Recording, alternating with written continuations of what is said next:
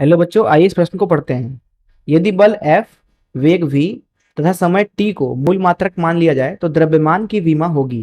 पहला ऑप्शन है F we T की घात ऋण एक, दूसरा ऑप्शन है एफ वी टी की घात ऋण दो, तीसरा ऑप्शन है एफ वी की घात ऋण एक टी की घात ऋण एक, अंतिम ऑप्शन है एफ वी की घात ऋण एक टी की घात एक। आइए इस प्रश्न की मुख्य अवधारणा की चर्चा करें।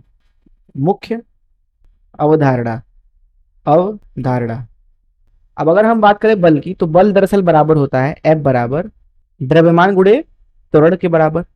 अब जो द्रव्यमान होता है उसका मात्रक होता है एसआई में किलोग्राम, और जो त्वरण होता है उसका एसआई मात्रक होता है मीटर प्रति सेकंड की घात दो, अर्थात मीटर प्रति सेकंड का वर्ग। तो यहाँ लिख देंगे एस की घात दो। ये हो जाएगा बल का मात्रक। इसलिए जो बल की विमा हो जाएगी उसको लिखा जाएगा द्रव्यमान की विमा, द्रव्यमान की जो भी विमा होगी, गुणे लंबाई की विमा जो कि एल होती है, गुणे समय की विमा जो कि टी की घात ऋण दो हो जाएगी यहाँ पे, उसका क्योंकि उल्टा है।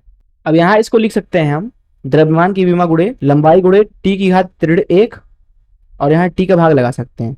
ऊपर जो लिखा है नीचे जो लिखा है वो समान ही चीज लिखी है, बस मैंने एक टी को नीचे भेज दिया है। तो यहाँ पे हम बोल सकते हैं कि जो बल की विमा होगी ये दरअसल बराबर होगी एम एल टी की घात एक, एल टी की घात ऋण एक भागे टी। अब जो एल टी की घात ऋण एक होता है वो दरअसल कुछ और नहीं बल्कि गति होता है, और टी जो होता है वो समय होता है। तो इस मुख्य अवधारणा का इस्तेमाल करके आइए हम इस प्रश्न को हल करें। यहाँ प्रश्न बोला जा रहा है कि जो बल है और जो द्रव्यमान है और जो गति है, इन तीनों को आप मूल मात्रक मान लीजिए, तब द्रव्यमान की विमा होगी। तो यहाँ अगर हम मुख्य अवधारणा से इस समीकरण का इस्तेमाल करें तो यहाँ से हम बोल सकते हैं कि जो द्रव्यमान की विमा होगी वो बराबर होगी बल की जो भी विमा है जिसको एफ से दर्शा दिया, समय की जो भी विमा है जिसको टी से दर्शा दिया, भागे एल टी की घात ऋण एक जो कि गति है, तो गति की बीमा की जगह वी डाल देते हैं।